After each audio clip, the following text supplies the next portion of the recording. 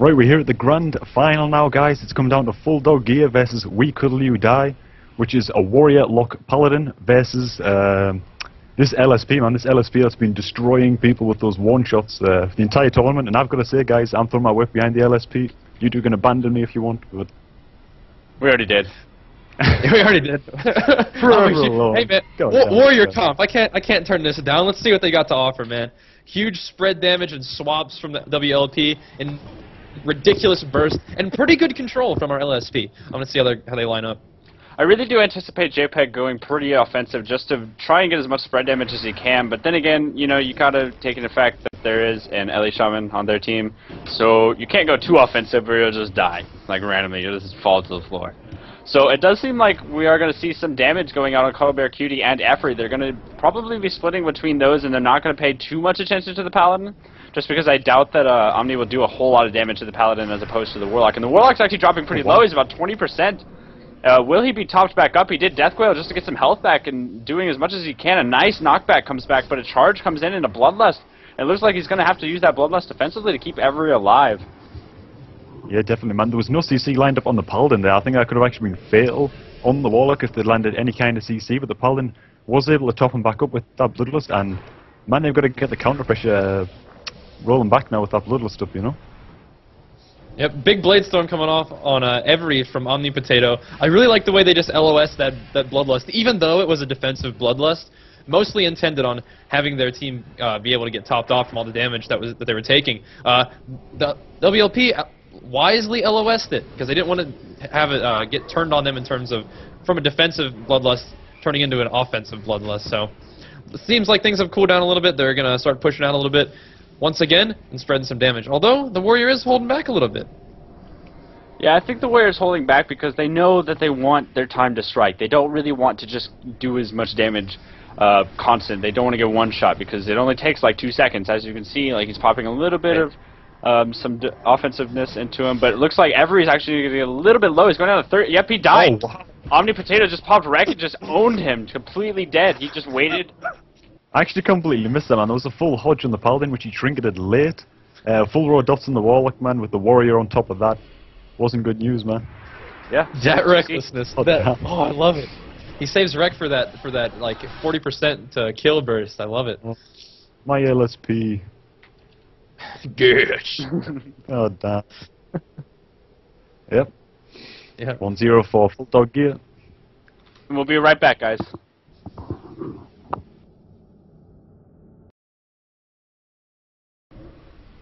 Alright guys, welcome back. We are going to go into Game 2 of the finals of the Molten International Tournament. This is going to be huge because the winner of this game, or not this game, this match per se, gets $1,250. That's a lot of money.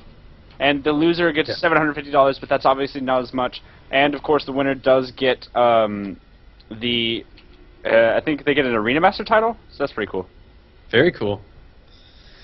Oh man, that was a pretty strong show of dominance from the WLP. We were expecting, well at least I was expecting, maybe a few chances or a few times where the LSP would do some scary bursts to the WLP, but it never really happened. And I'm wondering if they're gonna try to execute their plan a little bit better against the WLP, see if they can get a win.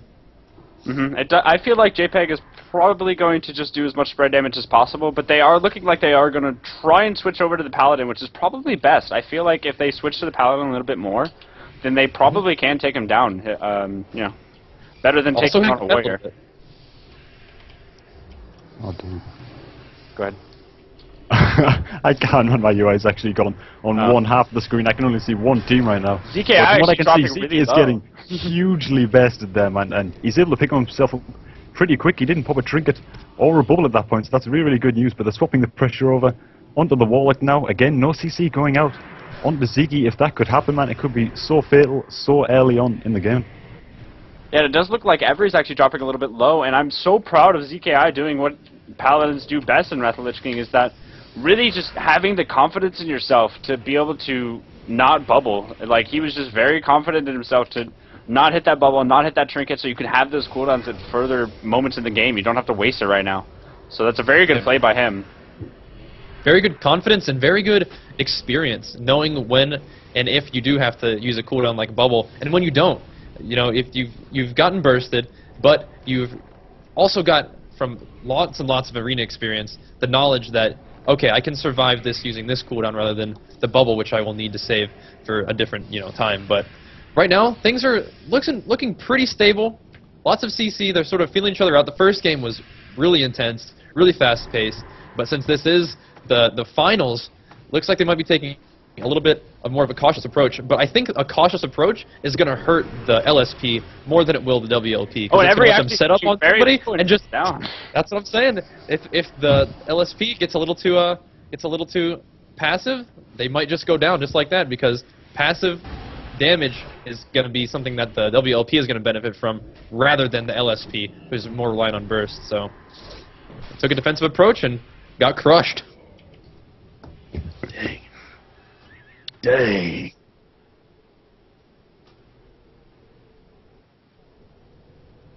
That's going to be 2-0 then for Full Dog Gear, the LSP dropping behind now. The only man, it's still in it for them. It's still in it for them. I'm not going to give up hope on this LSP just yet, but it's definitely a match point for Full Dog Gear. So. Such strong performances from the WLP. 2-0 in this finals. See you guys in a second.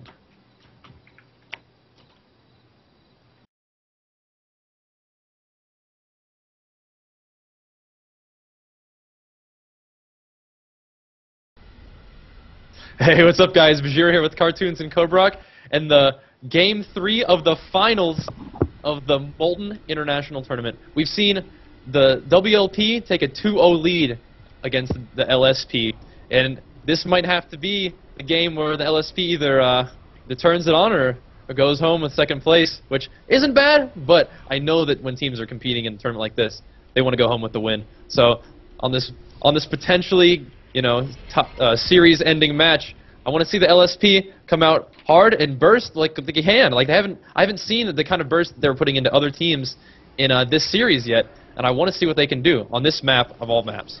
Yeah, definitely. This is probably the map that Cobrak can take advantage of. He is the defending champion for Molten International Tournaments in the past, so I'd really like to see Cobrak do the best that he can on this map, because, I mean, this is the Z-axis Blade's Edge where they can just knock off just like that.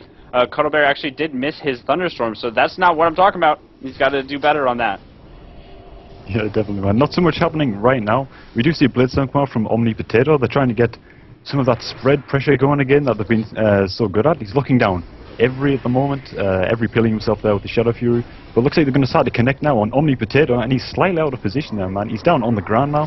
He's on his own, and yeah, they're not going to actually capitalize on that. It's pretty surprising. I thought they would have switched onto the Warrior at that point, but could have QTs. Taking quite a bit of damage, but the Warrior isn't there to connect. And again, not much CC going out onto Adeline, the Paladin, so looks like he's just going to reset from here, actually. Yeah, they'll be opting to take the bottom. Go ahead. I really feel like JPEG is going to be able to control this, and they might even do a switch onto that because of the portal being up top and the healer, like how Adeline is sitting on top of the bridge right now. If she runs up just a little bit, Omni will just head up there, and then JPEG will just pour back up and be ready to go. But it was a nice spell lock over onto Cuddlebear's QT to stop some damage. So yeah, really smart play and really potentially devastating setup with the ports and pushing the Paladin into a certain type of position that you can really capitalize on. You can charge right up that bridge, so if a swap is there, JPEG makes the port. Here's what we were talking about. Oh, looks like he might have gotten feared on it. Oh wow, that was a really good fear. JPEG did port, but wasn't able to land what he wanted to do on Adeline. But JPEG is just going to set up right on the edge there, get as much dot pressure out as he wants, while his Warrior is all up in their business, dealing sick damage to the entire team. Although the Paladin Adeline is handling the damage pretty well right now. This is about the time where, I mean, the LSP, it's make or break here. They need to set something up because they're going to get pushed into the position they don't want to be in, where the dots are ticking and they're not really able to respond to it. Avery is on the complete opposite side of the map. Oh, but Avery's actually like running to the other side. Avery's just like going the wrong way, dude. You're scared. You're gonna die if you do that. Ah! Like you're gonna die. But it doesn't look like it looks like Cuddlebear's just trying to desperately switch on to ZKI. But I don't know if Cuddlebear can actually like solo him. I doubt it.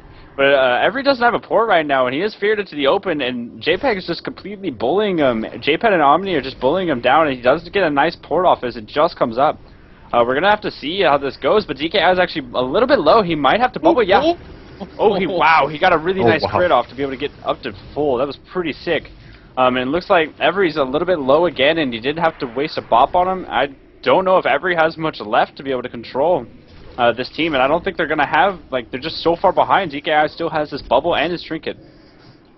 Yeah, exactly, that's what I was saying, man. The Hex goes out under ZKI now, so, but that's still not going to force the trinket. He's going to sit everything he can. The longer he keeps his trinket, keeps hold of that, a Hodge goes out, he's going to sit that as well. But as long as he keeps hold of his bubble, keeps hold of his trinket, I think the Warrior can just go ham. The Warrior can basically do whatever he wants, knowing that for the most part he's fine as long as he doesn't really overextend, run too far out of position. A bit of counter pressure coming out now. They are hitting the Warrior pretty hard. Actually, they've got some spread damage on JPEG as well, but ZKI's managed to keep them up pretty well. Not much CC really landing on him. I mean, yeah, he's holding onto his trinket, holding onto that bubble, and full team's dropping, though. He's actually keeping them up pretty well considering, but a bit of CC, in my opinion anyway, is what the LSP really, really needs right now. And it looks like it's such a good feeling as a Warrior. Oh, go ahead. Yeah. He's going to go down, dude! Oh my god. That's a 3-0. That means this tournament is over. JPEG's team takes the win. Wow. Such a dominant performance from the WLP. Such good positioning. And like you were saying, as the Warrior's able to do whatever they want, it's such a good feeling as a Warrior to have a lock that can control and pressure as much as JPEG does, which really allows the Warrior, like you said, as long as it doesn't overextend, to go into whatever target he wants and deal as much damage as possible. And with positioning like Zeke had, he's in good shape the entire time. Awesome play from WLP. Whatever's got dots can die, man. So that's going to be a 3-0 win. 3-0 in the tournament. I don't think, did Full Dog Gear lose a game? I don't think they did, man. Did they lose a game? Oh, no, JPEG got feared into the wall on one of them and they lost because he was like, he sort of got feared out of the map. Oh, okay, so almost undefeated. Yeah, other than that, man, dominant performance. Yeah, Full Dog Gear goes ahead and takes the win for this tournament, guys, at the Molten International Tournament. That does mean that Full Dog Gear gets $1,250 and Arena Master on Molten-WoW servers, as well as We Cuddle You Die gets $750? Yeah, $750 split 3 ways. And then the third place team, who was it? I think it was the Turbo Cleave? Yes, it was. Yeah, carried by something. Carried by Turbo Cleave. Third place was carried by Greatson, and they win $500. So that does end it for this tournament, guys. Before we go, we have actually a special guest and a special sponsor that I'd like to introduce you to you guys. One of my close personal friends. Hey, do you wanna introduce yourself, man? Hello guys, this is Fpsrussia. This tournament was awesome. I was watching it all the time. So good play by Peg, or whatever his name is pronounced. And I love you all, and have a good day. Thanks for coming out, man. Thanks for the support. I love it. Fpsrussia Cameo? What is it called? Cameo? Yeah, there you go. Yeah. Definitely the real Fpsrussia. 100%. Yeah, guys, you gotta be sure to follow this stream, guys. Molten-WoW is gonna be doing a lot more for you on this stream, so feel free to hit the follow button, show some support for them. And if you would like to follow us, you could follow Bajheera at youtube.com/BajheeraWow, BAGHEERA WOW, and then Cobrak at Cassia16. And there'll be tons of links on the Molten-WoW website, and you can follow me at youtube.com/HogmanLaws. All right, guys. Thanks so much for watching. I had a blast. Really looking forward to tomorrow's tournament on the Cataclysm realms. So that should be fun as well. So be sure to follow the stream. Come see us tomorrow. Yep. Be sure.